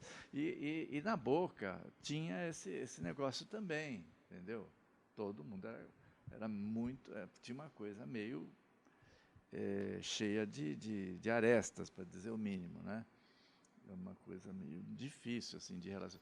E um certo charme de alguns que conseguiam fazer um certo ambiente com os técnicos. E o Carlão era uma exceção, era uma pessoa adorável, simples, muito simples, conversa com todo mundo, gosta de pessoas simples, conversa. Sem preconceito, né? Então, tem alguma coisa ali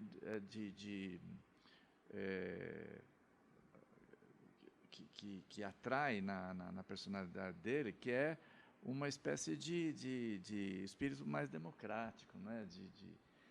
De interesse pelo que é diferente dele, da alteridade, sabe? A coisa da alteridade é divertida. É divertido você trabalhar com alteridades. Eu acho que isso até... não, na boca...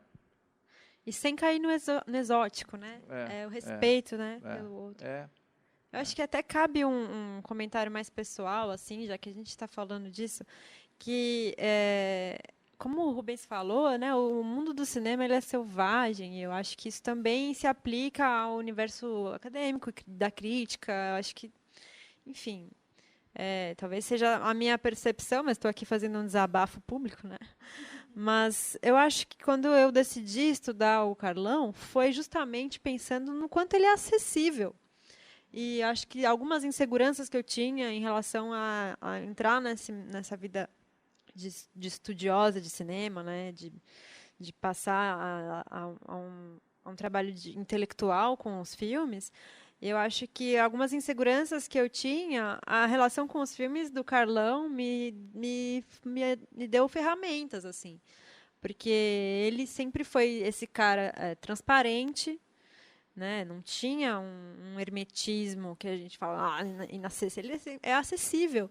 E aí eu fico até me perguntando se justamente esse não foi o pecado dele, né? Que algumas pessoas querem criticar porque tinha uma estética publicitária, dizendo assim, ele se formou na publicidade, né? Como técnico, como fotógrafo. Então ele ganhou a vida como um técnico do audiovisual. Isso a gente já chegou a conversar em outros seminários, né? Assim, diferente do Tonati ou do Bressani, que também foram cineastas muito eruditos e bem nascidos, né? Ele nasceu numa família erudita, né? Porque o pai era dono de editora e tal. Mas ele teve que fazer a vida com a câmera na mão, ganhar o dele no mercado mesmo, né? Eu acho que isso está impresso nos filmes de uma forma muito particular, que não está no Tonati nem no Bressani. E acho que talvez por isso ele seja mal recebido por alguns críticos, por ter não sei se isso é assim uma abertura para o popular, né, como se está trazendo, que é democrática, ou se é, né, assim, talvez seja visto como algo profano, né? Um cara que tem uma linguagem que aprendeu com a publicidade, mas está falando coisas que não tem nada a ver com a indústria cultural, que é político, e né, essas arestas que escapam dessa contradição, né? Como que o cara que tinha uma produtora de filme publicitário falando de utopia, fica muita aresta no meio do caminho. Filmando erotismo, né, sexo, acho que talvez tenha sido um pecado, né, para muita gente, uma profanação. E o próprio momento, né, que ele teve na Porno Chanchada, que foi o intervalo entre o cinema marginal, né, e depois um cinema mais independente, que passa a acontecer ali por volta de Anjos do Arrabalde para frente, né, que, aliás, foi produzido pelo Galante, mas deu uma autonomia para não ter a necessidade de ter cenas de sexo, né? Essa coisa da Porno Chanchada ficou muito marcada, né? Eu lembro de uma vez, também sem citar nomes, mas isso me marcou muito, estava numa van, num festival, ia ser exibido Dois Córregos, e aí fulano, uma pessoa respeitada do cinema brasileiro, falou, Dois Regos vai passar hoje. Não tem nada a ver, né? Dois Córregos com Dois Regos, mas é a pecha do cinema de ele vem da Porno Chanchada, então é isso que a gente espera ver dele. E, enfim, isso marca, né? Meio como um carimbo, né? E tem a opção dele pela boca, né? Que é difícil de definir. O universo da boca ele abraçou. E não é das pessoas da boca só, é também das pessoas da boca, né? Mas do universo fílmico da boca, essa pluralidade de estilos mais comerciais, menos comerciais, mais cheios de barbeiragem, mais cheios de imperícia artística, né? Que é uma coisa que era... Ele passou a aceitar tudo isso como parte, né? Ele vai fazer... Ele gostava de falar coisas do tipo, né? Primeiro que antes de fazer publicidade, ele teve toda uma fase em que ele era um cineasta marginal, era um garotão como os Ganzella, e começou a fazer filmes. Depois, no Lilian M, que eu acho que aí ele já tinha passado pela produtora de publicidade. Então já é metade dos anos 70. De 67, por aí, esse filme que a gente viu hoje, o Augusto, ele era um molecão, talvez mimado, como os outros cineastas marginais. Mas depois ele levou muito a sério o métier, né, de fazer filmes comerciais para ganhar dinheiro e ter uma público, honradez, né, nisso, né? Aliás, uma sugestão, se vocês forem fazer mais mostra, alguma coisa, um filme que pouca gente vê é Corrida em Busca do Amor, que é uma comédia infantil feita para criança, que é muito bom. Você tem esse filme? Não tem. Eu sei que ele existe por aí. Ele fez em 69. 69, Davi Cardoso, o Astro. O filme, essa história é só uma anedota divertida. O filme é aqueles filmes de carro, né, na pegada americana, disputa, e o produtor engabelou lá eles, e no meio do filme, da filmagem, não tinha mais carro. Ele chegou para o Carlão e falou, olha, as cenas finais aí vocês vão ter que se virar, porque eu não estou conseguindo alugar os carros, o dinheiro acabou. E aí, quando vocês tiverem a oportunidade de ver esse filme, ele solucionou de uma maneira impressionantemente criativa, e um filme de corridas de carro termina sem carros, mas muito bem. Isso está incorporado no filme, eu não vou contar porque é um spoiler, mas é sensacional o final.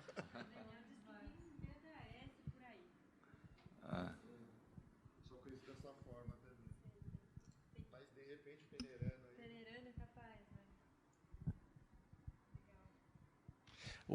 A palavra chegou só agora. O pessoal da Boca... eu conheci fotógrafos que foram trabalhar na Boca, eu trabalhei junto com gente que trabalhava na Boca, da ECA, mesmo de fora da ECA. Por exemplo, eu tive um coletivo de cinema que fez alguns filmes juntos e que tinha um dos integrantes não era universitário, não fez faculdade. Ele entrou como fotógrafo, era assistente de fotografia, virou câmera, virou depois diretor de fotografia, fez carreira na Boca. E quando falava-se eu não conhecia o Carlão na época, né?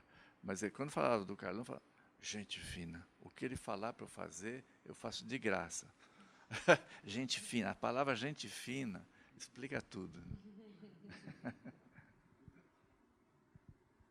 Você andava com ele na boca do lixo, na região central. Essa coisa do popular, ele andava pelo centro com uma naturalidade. Desenvoltura. Palavra perfeita. E qualquer pessoa que parasse, qualquer pessoa, ele dava uma atenção enorme. Isso era fantástico. Ele é a pessoa que tratava todo mundo igual. Isso. Todo mundo igual. Você falou que talvez ele tivesse um certo... Enfim, só fazer a ponderação que, na verdade, eu não tenho problema nenhum. Acho que essa pessoa que Reichenbach era, para quem conheceu ele, isso tem que ser lembrado e tal. Só, na verdade, lembrando da mostra que eu fiz em 2013, a minha atitude foi de tentar exibir e reconhecer ele como o grande cineasta que ele é. Assim, que é nesse sentido que eu disse que, nem de separar ele o cinema dele da vida, nem quero separar o cinema da vida, o arte da vida, não é isso. Eu só quero reconhecer ele como o grande cineasta. É só isso, é um gesto que precisa ser feito. E que isso que o Rubens estava dizendo, na verdade, que falta. Então, isso me move a tentar escrever a respeito como crítico de cinema, sem entrar no afeto que eu certamente tive por ele, eu devo muita coisa a ele. Apesar de não ter convivido tanto assim, mas eu convivi um pouco com ele, enfim. Isso, como personalidade, ele era alguém que tratava todo mundo igual. Se você consegue imaginar alguém que trata todo mundo igual, era o Reichenbach. É tão simples quanto isso. Então, não é nem magnetismo, mas é que, assim, digamos, no final de debate, tem as pessoas inteligentes, daí parece um maluco, entre aspas, que para o Reichenbach não era maluco. E ele dava toda a atenção que ele daria que qualquer outra pessoa. Ele é a pessoa que não evitava ninguém. Se tivesse um bêbado que veio para a sessão do CCBB e fez uma observação, esse tipo de coisa, ele falava com esse sujeito igual. Então, no que ele pudesse. Então, eu vi isso acontecer, assim. Então, nesse sentido, ele era uma pessoa de uma generosidade ímpar e que deixou assim amizades pelo país inteiro, né? Quando trabalhou com publicidade, ele viajou muito pelo país. Quando eu recebi ele em Curitiba, várias pessoas apareceram na sessão que nem sabia quem eram, que tinham conhecido ele décadas antes, que eram isso, essas amizades que ficaram, né? Enfim, só essa observação. Não é nenhuma crítica. Acho que é ótimo que se lembre o Reichenbach pessoa, né? Não é, enfim. Vamos encerrar então, gente? Então, até às 7 horas. Até às 7 com a nova sessão aqui.